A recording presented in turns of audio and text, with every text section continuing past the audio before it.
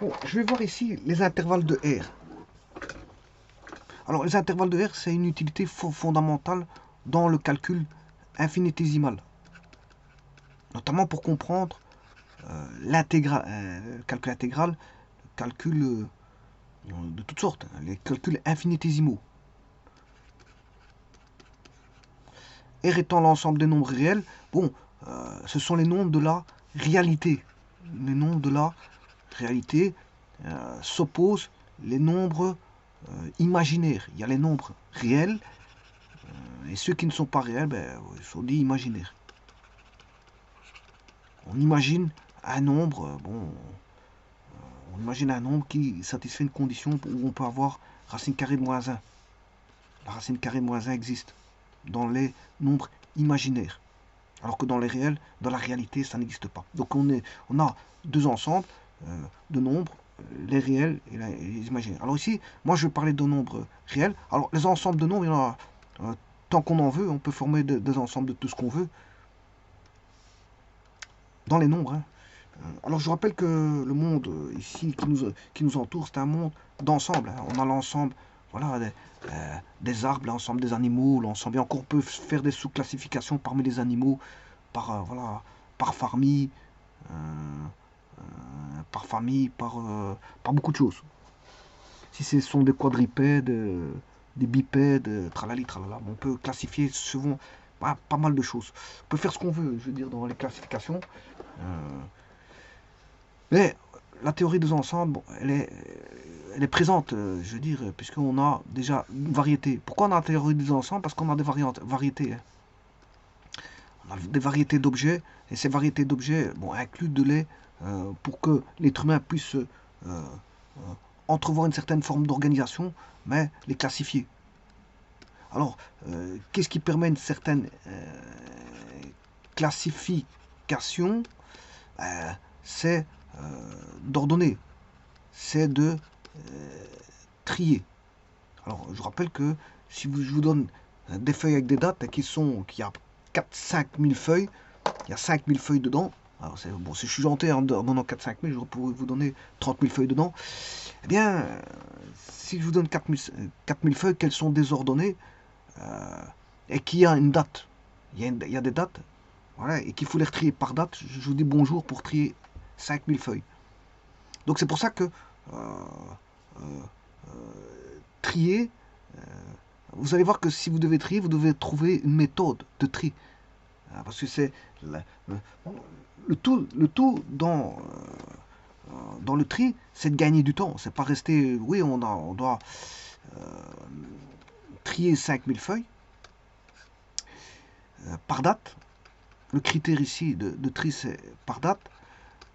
Voilà. Si vous devez trier 4-5 000 feuilles par date, le tout c'est de trouver une méthodologie pour aller rapidement. D'ailleurs, c'est pour ça qu'en informatique, il existe des méthodes de tri à bulles, le bubble tree, bon, des autres tri. Bon, il y a différents types de tri.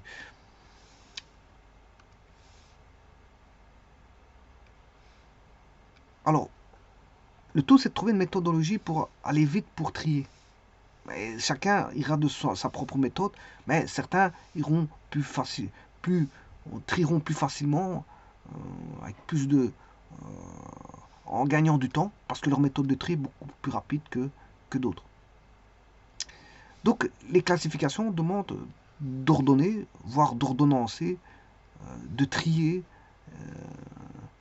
Voilà, c'est remettre de l'ordre. Une classification, c'est remettre de l'ordre pour pouvoir voir une certaine forme d'organisation. Et l'organisation, c'est fort important pour les entreprises, pour tout le monde. Même à la maison, quelqu'un qui ne trie pas, bon, pour rechercher quelque chose, il va avoir difficile. Et dans les magasins, tout est trié par ensemble. Et donc, on a des objets qu'on peut trier, mais il existe des ensembles d'objets, mais il existe aussi des ensembles de nombres. Les ensembles de nombres, on peut en faire tant qu'on en veut. Ben ici, bon, l'ensemble qu'on va manipuler, c'est R. Et l'ensemble R, on peut, si vous voulez le voir géométriquement, comment? En plaçant un axe, en plaçant un 0, une base 1, et donc à travers cette base, je peux mettre tous les nombres, aussi petits soient-ils, entre deux valeurs. Alors je rappelle que le problème, justement, des réels, c'est ça, c'est que entre deux nombres, si vous prenez 0,1 et 0,001, il existe une infinité de nombres à l'intérieur. Donc voilà, c'est pas comme dans Z, l'ensemble Z, ben, vous avez 1, 2, 3, entre 1 et 2, il n'y a aucune valeur. Hein. Entre 1 et 2, il n'y a aucune valeur. Donc c'est vraiment voilà, des espèces de voilà, d'endroits où le nombre existe. Si je devais le représenter sur un axe X, pour les Z, ils existent à certains endroits, et là, il n'y a plus rien, c'est le vide. Ouais. Par contre, pour les réels, il n'y a pas de vide. Voilà. Il y a toujours, entre deux nombres, c'est toujours trouver deux nombres. C'est ça la particularité voilà, de R, et qui induit, je veux dire, la richesse des mathématiques dans R. Dans R.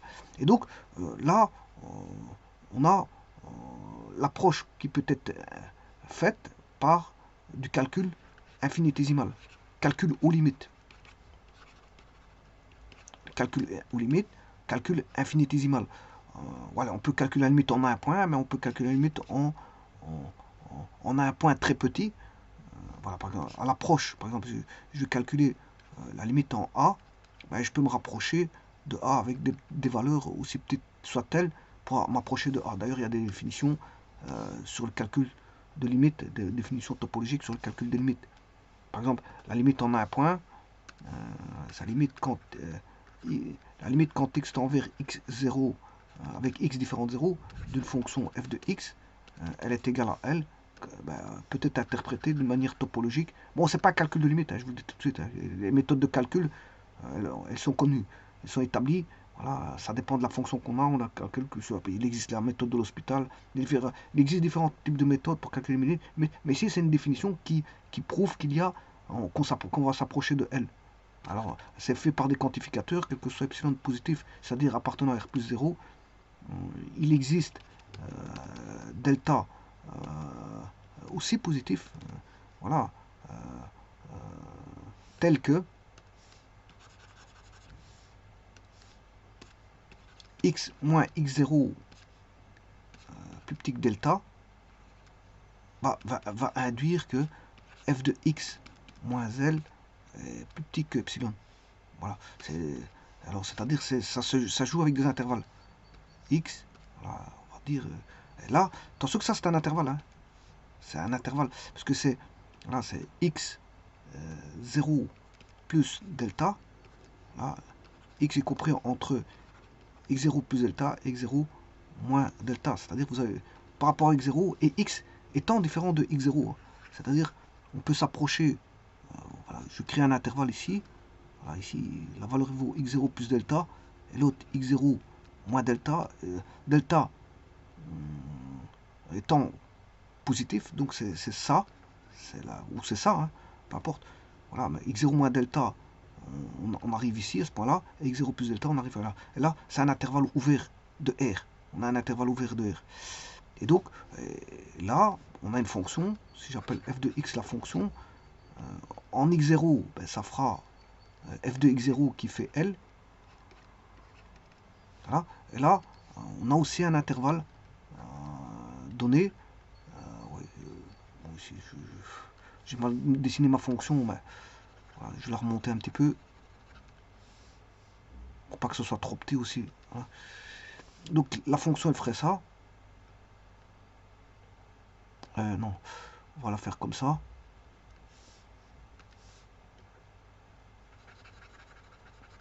Voilà. Et donc à ce moment-là, pour x0 plus delta correspondrait ce point-là. Et là, on aurait donc le f de x0, le L il est là, f de x0. Là, on aurait aussi un intervalle ouvert. Vous aurez compris que c'est quoi? C'est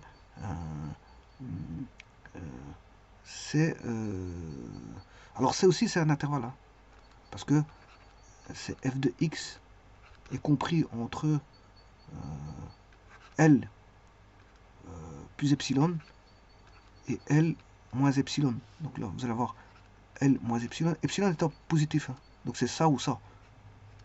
Voilà. Et donc, alors c'est pas une méthode de calcul de limite, je vous le dis tout de suite, parce que méthode de calcul, comme je l'ai dit, c'est une méthode classique. On trouve des petites astuces pour calculer la limite, voilà. Ou alors il y a des méthodes classiques comme telles que l'hospital, si vous avez des cas d'indétermination, voilà, l'infini sur l'infini ou 0 sur 0. Voilà. Alors, cette définition, elle est valable si elle est continue ici, ou alors s'il y a un point rouge. Hein. On peut avoir un point rouge. Le point est adhérent, là. Donc on peut calculer la limite aussi.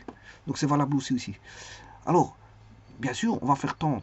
On va prendre un x0 et on va le faire tendre vers... on va prendre un x. Voilà. Et on va le faire, je vous ai dit que x est différent de x0. Et on va faire tendre le x vers x0. Le x vers x0. Voilà. Donc c'est-à-dire que on va prendre un epsilon aussi petit soit-il, mais qu'est-ce qui va se passer? Ça va induire que le delta va se rapprocher de la limite. C'est-à-dire qu'il existe un delta qu'il faut trouver, bien sûr, il faut trouver ce delta. Il existe, mais il faut le trouver. Pour un epsilon donné, on peut trouver le delta. On sait trouver le delta pour prouver que on tend vers elle. On tend vers elle. Donc, c'est pas un calcul de limite, c'est pour vous montrer qu'on prouve vers elle. Alors, ça veut dire que la limite est connue ici. Hein. Voilà, la limite étant connue, elle a été calculée. La limite étant connue. Hein. Donc, vous devez d'abord calculer la limite et puis prouver ceci. Bon, ceci étant dit, ça c'est des notions de ce qu'on appelle des notions de topologie. Topologie. C'est des notions de topologie. Alors, l'intervalle R, bon, demande beaucoup de notions, voilà, de topologie. Et donc, justement, les calculs aux limites, on retrouve ça. Où retrouve-t-on les calculs aux limites? Les calculs aux limites, on les retrouve dans le calcul différentiel et calcul d'intégrale. Un calcul d'intégrale avec tout ce que ça induit. Hein. Calcul d'air, calcul de ce que vous voulez, de volume, volume de révolution, bien sûr, surface de révolution, d'arc de courbe, et tralala, bon. Et différentiel, c'est pareil. On a toutes des applications, par exemple, l'optimisation, c'est le calcul de dérivés différentiels. Donc, calcul de dérivés différentiels, c'est le calcul aux limites. Et qui a porté, je veux dire, ces notions-là? Ça a été un travail de plusieurs personnes, telles que Leibniz, Lagrange. On les retrouve soit dans les différentiels, voire dans les intégrales. Hein. Lagrange, par exemple, Lagrange, c'est les calculs, voilà, on retrouve des calculs, voilà, de variation. Voilà. Donc Lagrange, Rolle, il y a le théorème de Rolle, théorème de Lagrange, théorème de Taylor, Lagrange. Il y a, dans les intégrales, on retrouve Chasles, Riemann. Bien sûr, on trouve Taylor, parce que comme j'ai parlé de Taylor, on trouve Taylor, qui aide beaucoup avec ses outils. Taylor, bien sûr, Maclaurin.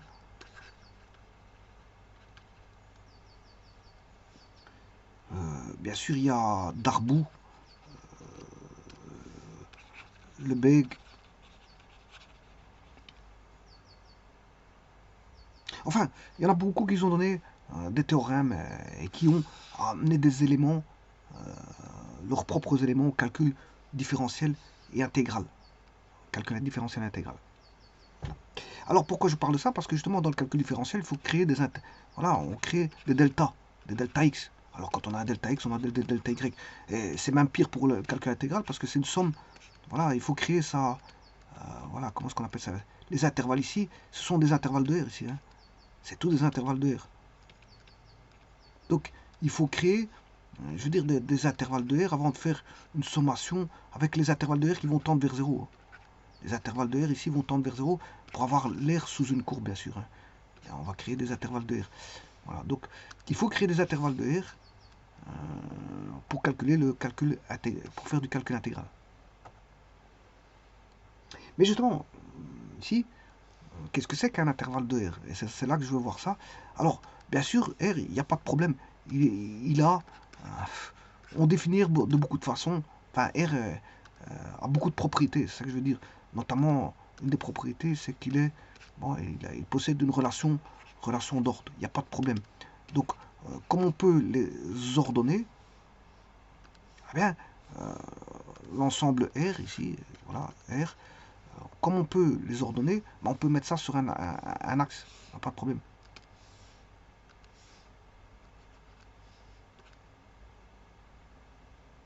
On peut mettre ça sur un axe.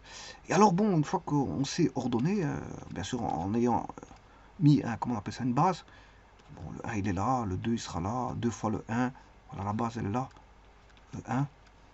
Le 2 il sera 2 fois E1, le 3, 3 fois E1, etc. Et alors on peut placer tous les nombres qu'on veut dans R. X. Donc ici, on crée une application des nombres vers un axe OX. À chaque valeur, on lui attribue une place dans l'axe. Donc c'est bien voilà, une application pour chaque. Je dirais même, un nombre ne peut pas avoir deux endroits. Donc on va dire que c'est bijectif. Donc c'est-à-dire, pour un nombre, vous avez un emplacement. Chaque nombre x a un emplacement, enfin, on va dire chaque nombre que je vais appeler n, provenant de R, a un emplacement x sur l'axe. Par exemple, je vous prenez le 1 il n'a qu'un seul emplacement. Le 2, il n'a qu'un seul emplacement. Le 3, il n'a qu'un seul emplacement.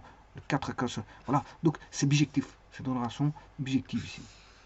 Qu'on crée entre l'ensemble des nombres et les axes. Enfin, le placement sur un axe X donné, qui est une droite. La meilleure représentation pour mettre des valeurs, c'est une droite.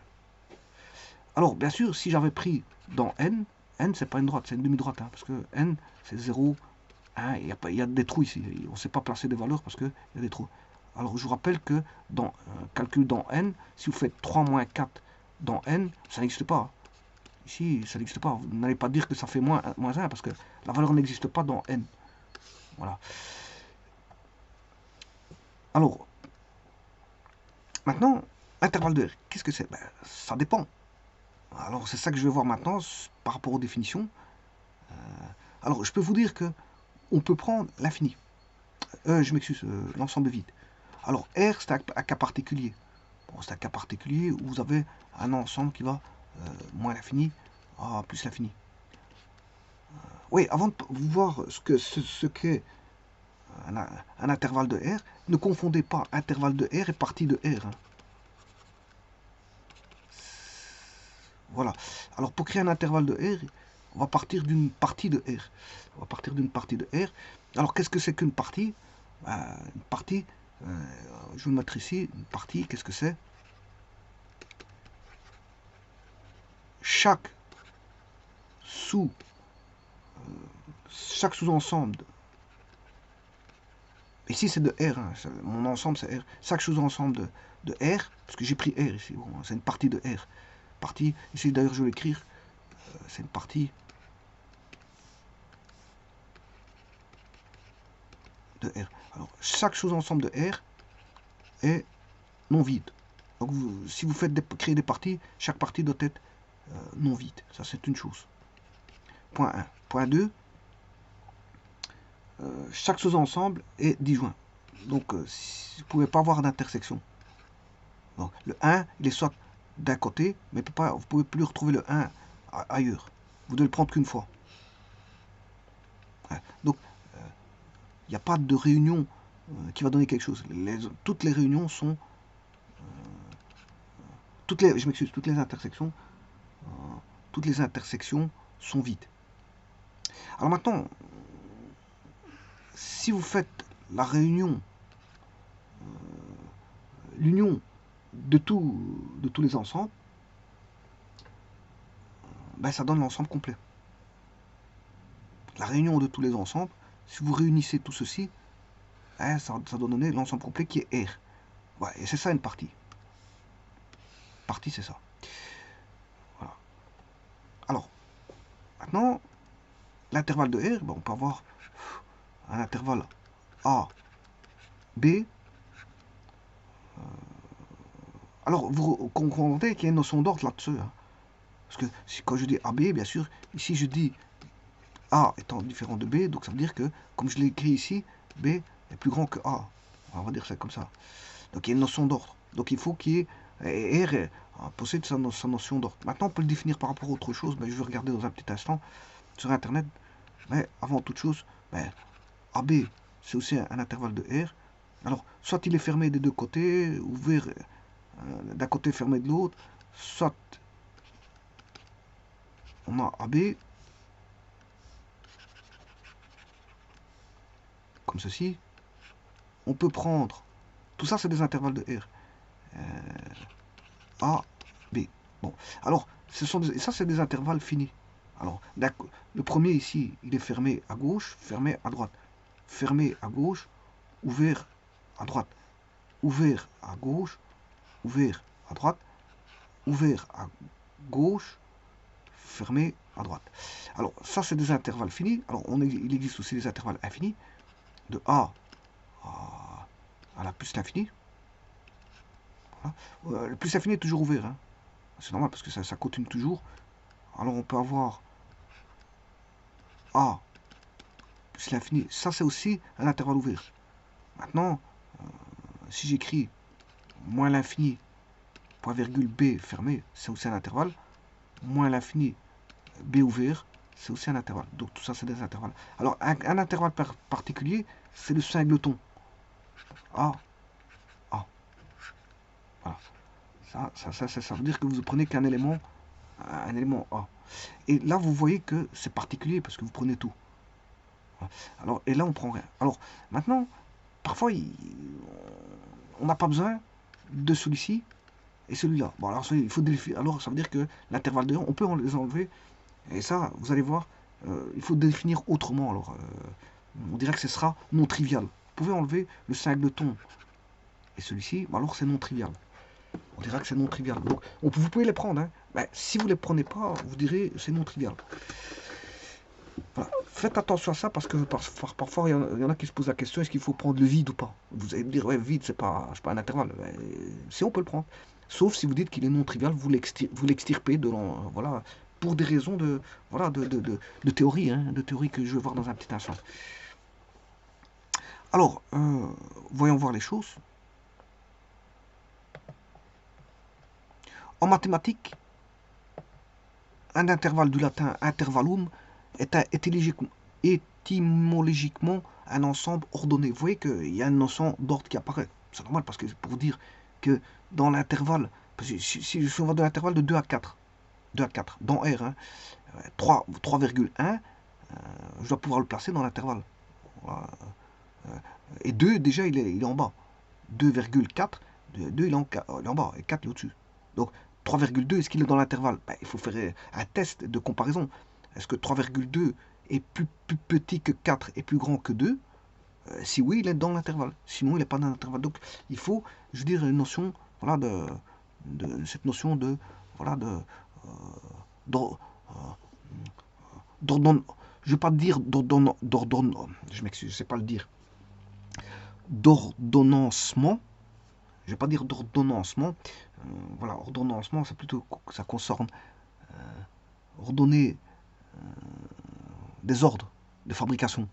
On dit plus ordonner des ordres de fabrication, on dit ordonnancer. Voilà. Bon, ici, c'est pas le cas. Ici, c'est, on ne peut pas dire ordonner. Trier, c'est bon. Hein, trier, c'est bon. Mais trier, ça concerne beaucoup de valeurs. Voilà. Bon. On peut trier une seule valeur. Par exemple, si je prends 3,2, est-ce qu'il est dans l'intervalle de 4 3,2 ben, je peux le trier. Il est plus petit que 4 et plus grand que 2. Ouais, donc, voilà, c'est un tri est basé sur ça, hein, sur les comparaisons plus grand, plus petit. Ouais, s'il est plus grand que 2 et plus petit que 4, c'est qu'il est dans l'intervalle de 4. Ouais, donc, les méthodes de tri, c'est toujours des méthodes voilà, de comparaison par plus petit, plus grand. Voilà, on va dire ça comme ça. Donc, en mathématiques, un intervalle du latin intervallum est étymologiquement un ensemble ordonné, effectivement. Donc, de toute façon, l'intervalle de R est ordonné hein, par la relation plus petit ou égal. Voilà. Deux points compris entre deux bandes. Voilà, donc il faut deux bandes. Cette notion première s'est ensuite développée jusqu'à aboutir à la notion topologique de boule, d'un espace métrique. Voilà, intervalle de R. Donc, les intervalles de R, on appelle l'intervalle réel un ensemble de nombres délimité par deux nombres réels, constituant une borne inférieure et une borne supérieure. Un intervalle contient tous les nombres réels compris entre ces deux bornes. J'ai bien dit réels, hein, ce sont des nombres réels. Donc vous trouverez par exemple entre 2 et 4, vous trouverez 3,4, 5, 6, 7, 8, 3,4, 5, 6, 7, 9, 2, 1, 3, 4, 2, 7, etc. Vous pouvez trouver un nombre aussi burlesque que, je veux dire, ces décimales sont trop, très éloignées. Très éloignées. Voilà. Donc, x appartenant à R, x est compris entre A et B. Là, vous voyez que l'intervalle est ouvert des deux côtés. X appartenant à R, il est ouvert. Quand on dit ouvert des deux côtés, ça veut dire qu'il est non fermé. Hein. Ça veut aussi dire qu'il est non fermé. Bon, X appartient à R, X est plus petit ou égal à B, et plus grand ou égal à A, ça veut dire que là, il est fermé des deux côtés. Donc, s'il est fermé complètement, il est non ouvert. Voilà, c'est comme si vous avez fermé les portes des deux côtés. Voilà, et de l'autre côté, vous avez des ports x plus petit que b et x plus grand que a pour le premier, c'est-à-dire l'intervalle ouvert AB des deux côtés, ben, c'est non fermé parce qu'il est ouvert. Alors, c'est comme si vous avez deux portes, hein, c'est juste ça, c'est deux portes. Alors, le suivant, c'est x plus petit ou égal à b et x plus grand que a. Donc là, à ce moment-là, c'est semi-ouvert parce que le a, il est ouvert, mais le b, il est fermé. Donc il est semi-ouvert à gauche et semi-fermé à droite. Voilà. Alors, x strictement plus petit que b et plus grand ou égal à a, ben, il est fermé, semi-fermé à gauche et semi-ouvert à droite. Alors, les intervalles du premier type sont appelés intervalles ouverts. Les seconds, intervalles fermés, les deux derniers, intervalles semi-ouverts. Donc, l'intervalle ouvert, ben, c'est celui qui est complètement ouvert. L'intervalle fermé, c'est celui qui est complètement ouvert. Fermé, je m'excuse, fermé. Et l'intervalle semi-ouvert, c'est les deux autres. Ils sont semi-ouverts. Il y en a un qui est semi-ouvert, l'autre semi-fermé. Et l'autre, il sera semi-fermé, semi-ouvert. Donc les deux autres sont des intervalles semi-ouverts. Alors, les notations d'origine anglaise, on s'en fout. Bon, ça, c'est pas, vous devez vous cantonner au pays où vous êtes. Bon, parfois on peut indiquer avec des parenthèses, mais là on s'en fout. Parce que les Anglais, peut-être, ils utilisent autre chose. Voilà. Nous, on roule à droite, ils roulent à gauche. Enfin, voilà, on roule à droite et roule à gauche. Bon, il y a toute chose de... voilà, ils mettent la masse sur le moins, alors que nous... Enfin, nous, on met la masse électrique sur le moins et ils mettent la masse électrique sur le plus. Donc, vous voyez qu'ils font toujours différent des autres. Voilà. Alors, bien sûr, ça, ce sont des intervalles, on va dire, compris entre deux valeurs AB. Alors, il existe aussi les intervalles infinis. Hein. Voilà, ici, je prends ces deux notations. Bon, ça, on s'en fout, ISO 31. Pour les mathématiques, ISO 31, 11. À ces intervalles se sont ajoutés les ensembles des réels inférieurs à une valeur ou supérieurs à une valeur. On ajoute donc les intervalles de ce type. Voilà. Donc là, vous avez moins l'infini, strictement plus petit que A, parce que moins l'infini. Donc là, il sera ouvert et non fermé. X plus petit ou égal à A, là, à ce moment-là, il est fermé et non ouvert. Alors, de strictement plus grand que A, avec une tendance infinie, c'est ouvert et non fermé. Et x plus grand ou égal à A, voilà, c'est les intervalles infinis, hein, voilà, fermés et non ouverts. Auxquels se sont ajoutés, et voilà ce que je voulais vous dire, l'ensemble vide. Voilà, le singleton A, qui est l'intervalle AA. Alors, l'ensemble vide, il est à la fois ouvert et fermé. Il est à la fois ouvert et fermé. Bon, les singletons A, il est fermé et non ouvert. Et l'ensemble des nombres réels, moins l'infini plus l'infini, voilà, à la fois ouvert et fermé. Voilà, et donc, maintenant, attention, si vous parlez de... voilà, en analyse et en topologie, les intervalles sont les parties de R les plus intéressantes. Alors, une partie, je vous ai dit qu'est-ce que c'était qu'une partie. Hein. Une partie, je vous rappelle que chaque sous-ensemble est non vide, chaque sous-ensemble est disjoint, l'union de tous les sous-ensembles donne l'ensemble complet. Et donc, les ensembles doivent être non vides. Par définition, une partie non vide. Donc, si les parties non vides, vous devez retirer le vide. Donc, ce qui veut dire qu'ici, en topologie, les intervalles sont les parties de R les plus intéressantes dès que l'on parle de continuité, de dérivabilité. Donc, en topologie, quand on étudie la continuité et la dérivabilité dérivabilité de fonction, ben, là, à ce moment-là, un intervalle réel est dit non trivial s'il est non vide. Et bien sûr, non réduit à un point. Donc, non réduit à un point, c'est-à-dire un singleton, c'est-à-dire vous devez retirer, en topologie, vous devez retirer l'ensemble vide, parce que quand vous dites qu'il est non trivial, il faut bien dire qu'il est non trivial, sinon on prend le vide. Hein. On prend le vide. Alors ici, vous voyez qu'on ne parle pas en termes de partie, c'est pour ça qu'on prend le vide. On peut prendre le vide, parce qu'il n'est pas défini en termes de partie. Voilà, mais dès le moment où vous parlez en termes de partie, ben, le vide, il faut l'enlever, mais il faut dire que c'est non trivial. Non trivial. C'est ça que je vous disais. Donc, si c'est non trivial, cet intervalle, je vous ai dit, le AA, qui est le singleton A, il faut l'enlever, s'il est non trivial, pour étudier la dérivabilité, la continuité. Puisqu'on là, on parle en termes de partie. Et comme une partie est non vide, ben, il faut retirer le vide. Il faut retirer aussi le singleton A. Voilà, donc, mais ça, vous devez dire que c'est non trivial. Non trivial. Alors, petite remarque, une intersection d'intervalle de R est toujours un intervalle. Alors, vous allez me dire, qu'est-ce qui n'est pas un intervalle de R? Ben, c'est quand il y a un trou. Quand il y a un trou, alors un trou ou plusieurs trous, hein. Quand il y a un trou, plusieurs trous, ce ne sont pas des intervalles de R. Voilà, une intersection d'intervalle de R est toujours un intervalle de R. Par exemple, ici, il vous donne moins 3, 5, inter, moins l'infini 2, c'est égal à l'intervalle moins 3, 2, en intersection. Moins 3, 5, inter 2 plus l'infini, c'est l'intervalle 2, 5. 5 ouvert parce qu'il était déjà ouvert au départ. Alors, 3, 5, inter, moins l'infini 2, c'est l'ensemble vide, c'est normal parce qu'il n'y a pas d'intersection. Alors, ils vous disent ici, une union d'intervalles de R n'est pas toujours un intervalle.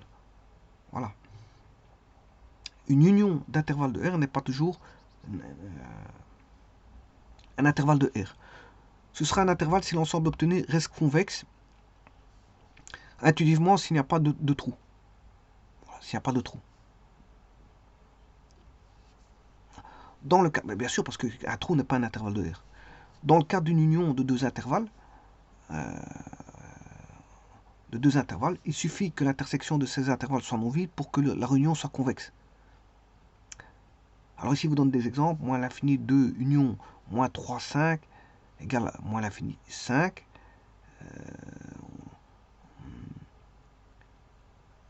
Il suffit de voir si l'intersection est vide ou pas. Il suffit de voir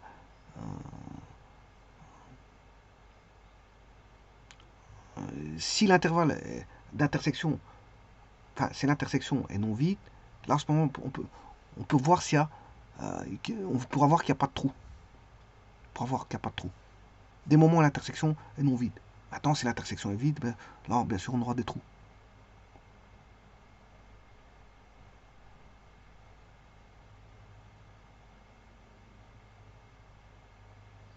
Alors, dernière chose, on peut parler soit en termes d'ensemble totalement ordonné, mais on peut parler aussi en termes de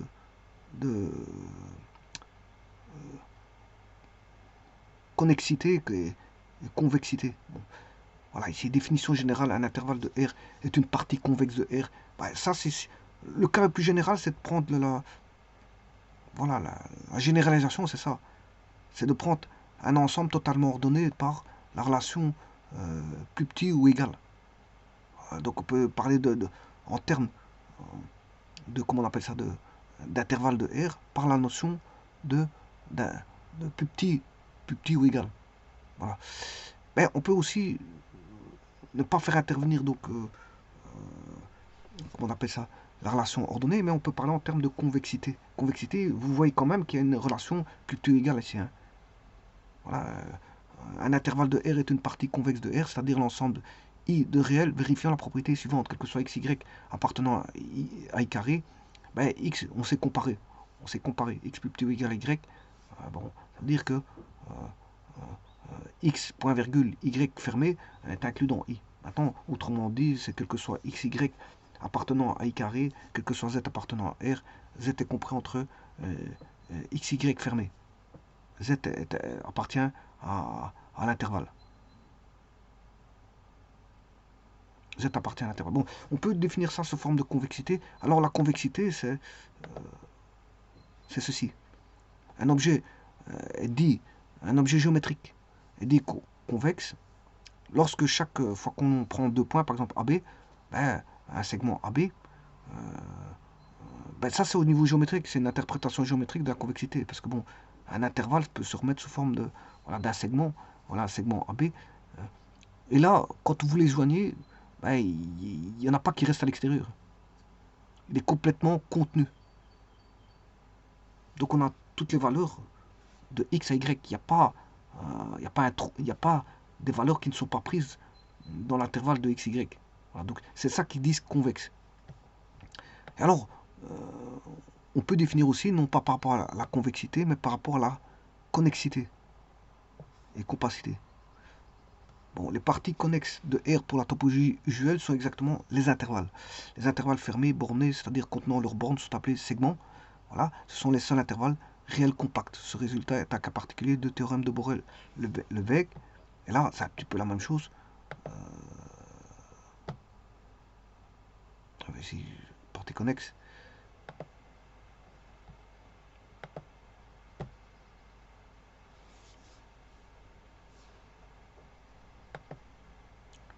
Bon, soit vous pouvez parler en termes de convexité, soit en termes de connexité, soit en termes de... comment on appelle ça? D'ensemble ordonné. D'ensemble ordonné. Dans tous les 3 cas de figure, on sait comparer. Dès le moment où on sait comparer, ben on sait voir si, voilà, géométriquement, un segment, voilà, la connexité, elle est là.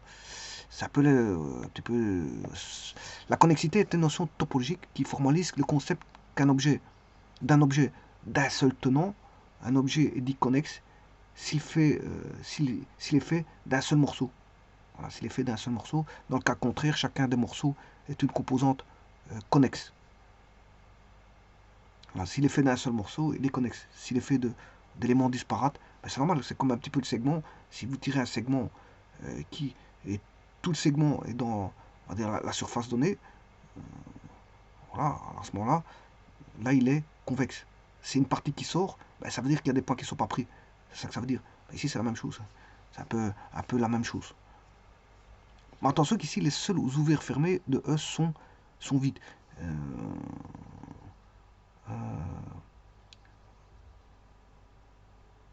Ici ils vous disent E n'est pas la réunion de 2 ouverts, non vides, disjoints. Donc il faut regarder si c'est pas lié à une partie ça.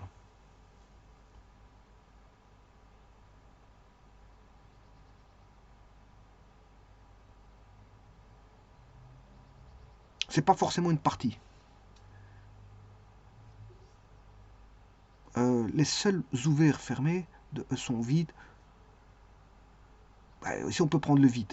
On peut prendre le vide.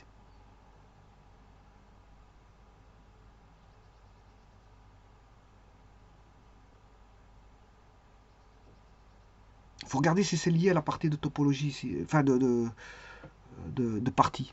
De partie. Parce que, comme je vous rappelle, une partie, bon, chaque sous-ensemble est non vide, chaque sous-ensemble est disjoint, et l'union de tous les sous-ensembles donne l'intervalle complet.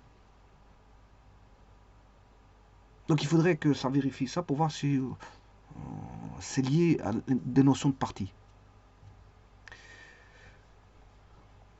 Voilà. De toute façon, ici, vous pouvez parler en termes de connexité, de convexité ou d'ordre. Et dès le moment où vous avez ça, ben, vous pouvez parler d'intervalle de R, puisqu'on sait classifier. On sait classifier, on sait dire si un élément fait partie de l'intervalle ou pas. C'est ça que ça veut dire. Voilà.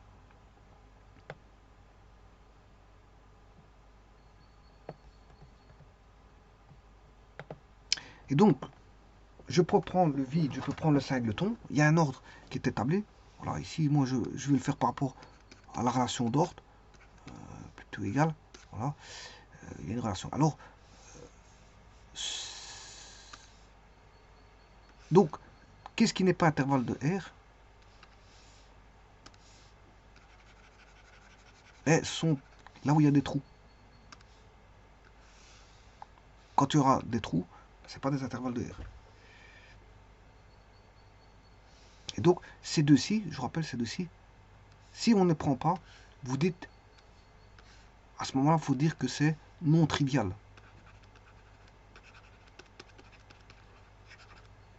on peut les exclure.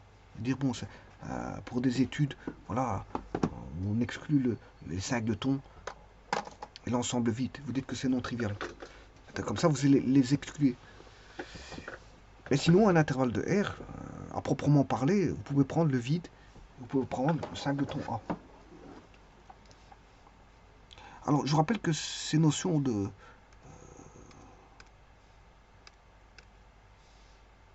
d'intervalle sont vues déjà en primaire. Mais, bien sûr, on ne définit pas ce que c'est que R en primaire. Voilà, ce que vous calculez, on calcule d'abord avec les chiffres de 0 à 9, puis on passe à des valeurs un peu plus grandes, des valeurs entières. On joue avec l'ensemble n, les enfants ne se rendent pas compte. On fait calculer 5 plus 7, 12 plus 20, etc. On joue avec n. Alors qu'au départ, on joue avec une base décimale, de 0 à 9. On jouait que de 0 à 9. 1 plus 1, 2 plus 3, 4 plus... Voilà, on ne dépassait pas les 10. Hein. On ne dépasse pas les 10, donc on joue. Pourquoi? Parce qu'on a 10 doigts.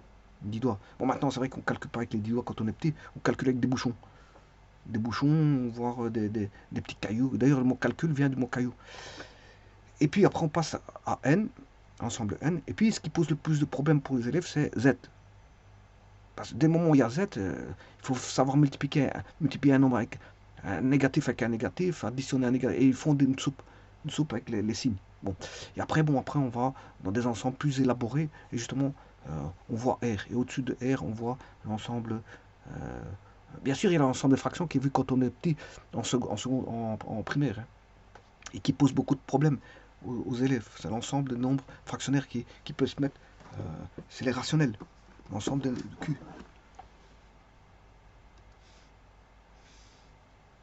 L'ensemble Q. Qui est l'ensemble des nombres qu'on peut mettre sous forme de fraction A sur B avec B différent de 0. Alors A appartient au naturel. Et B appartient au naturel sauf 0. Oui, ça c'est quand on est petit. Parce que après, ça c'est en primaire. Après, quand on passe en secondaire, c'est les rationnels basés sur des naturels. Mais après, en secondaire, bien sûr, vous pouvez mettre Z. Enfin, vous jouez avec des négatifs, des positifs, etc. Ce qui pose beaucoup de problèmes.